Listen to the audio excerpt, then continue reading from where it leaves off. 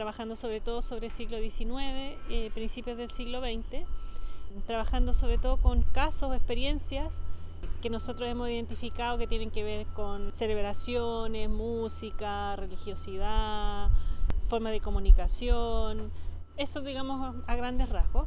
Y dentro de eso se encuadra la Escuela de Comunicación y Cultura Popular que realizamos en la Biblioteca de Santiago. Bueno, nosotros, digamos, el principal aporte que nosotros estamos desarrollando es el fondo de aprobar una tesis, que es la tesis de la existencia de lo que nosotros llamamos la cultura popular ausente, que es un concepto con el cual nosotros queremos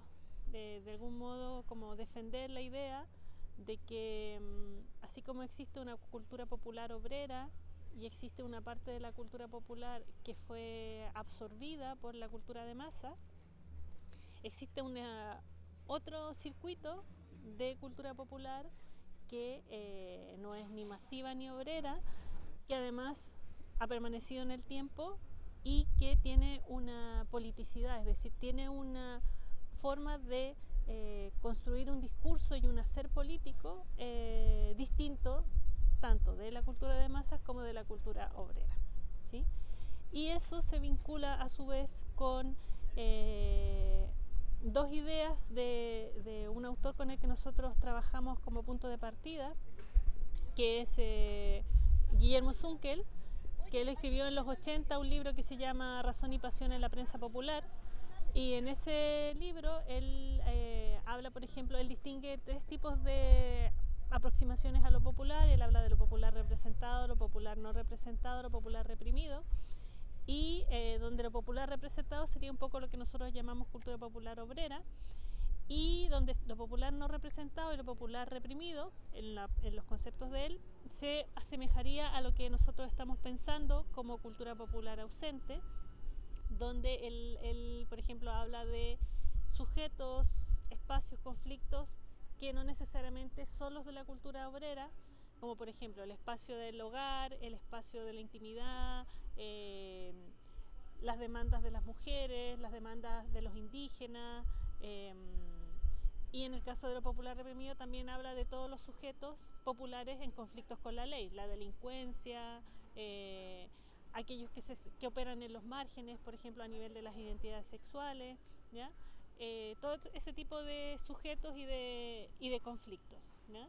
Entonces esa es un poco como la línea más general de la definición. Digamos que teóricamente la aproximación que nosotros hacemos tiene como tres fuentes, ¿ya? Una fuente es la teoría latinoamericana de la comunicación para el cambio social, que en su momento, estamos hablando de los 60, de los 70,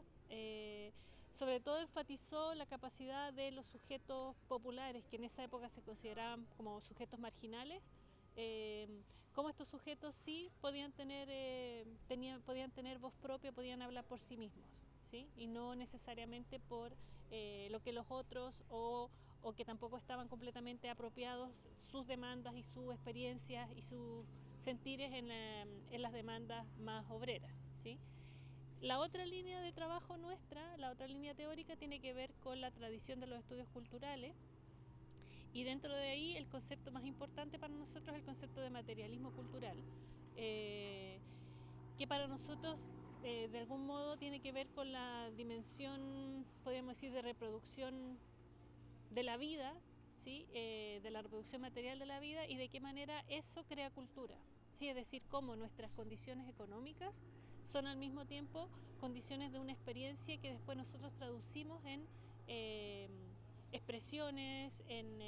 formas artísticas, en formas culturales, ¿sí? Y esa es un poco la idea importante para nosotros, porque cuando nosotros hablamos de cultura popular, no estamos hablando de cultura popular en un sentido ideal, sino que estamos hablando cómo esa cultura popular se construye a partir de una experiencia material concreta. Y esa experiencia material concreta es lo que le da contenido a las expresiones simbólicas de esa cultura popular, ¿ya?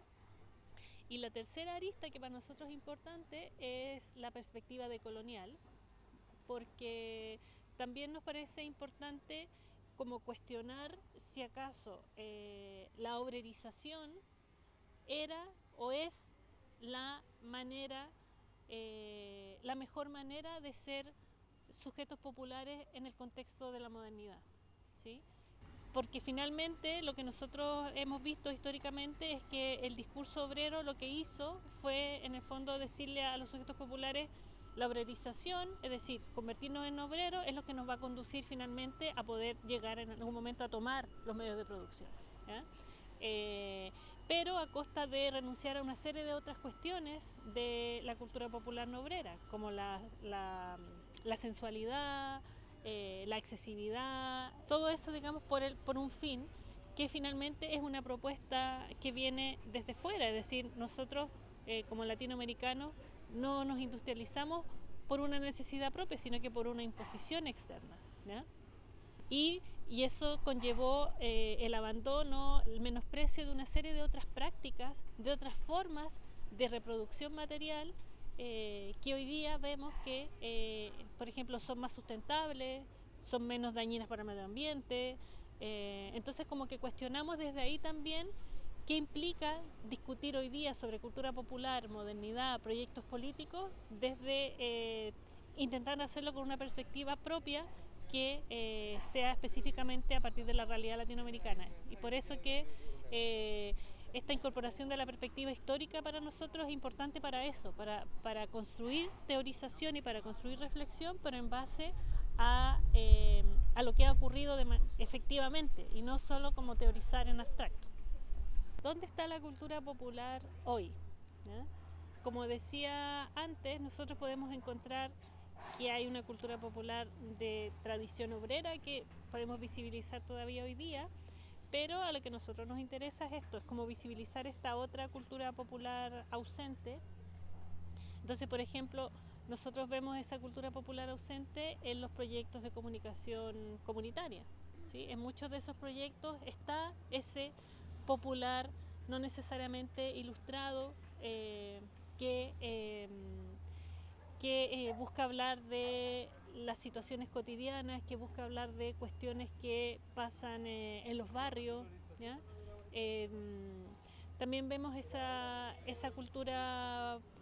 popular ausente en distintas formas de expresión artística, por ejemplo en el hip hop. También a nosotros nos parece que podemos ver hoy día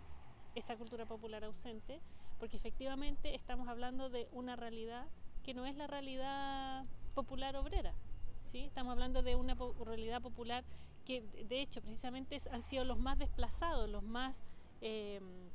excluidos, que ni siquiera han logrado entrar a esta modernidad industrial, porque precisamente esta modernidad industrial en América Latina dejó mucha gente fuera, ¿sí? En las prácticas del comercio ambulante también lo podemos seguir viendo, ¿ya? El comercio ambulante como una práctica de siglos, que por siglos ha sido perseguida en nuestro país, en nuestra ciudad de Santiago, y que hoy día vemos que persiste, y las lógicas de persecución y las lógicas de sociabilidad que se establecen alrededor del comercio ambulante son las mismas, ¿sí? Es decir, ahí hay una historia que no se ha contado.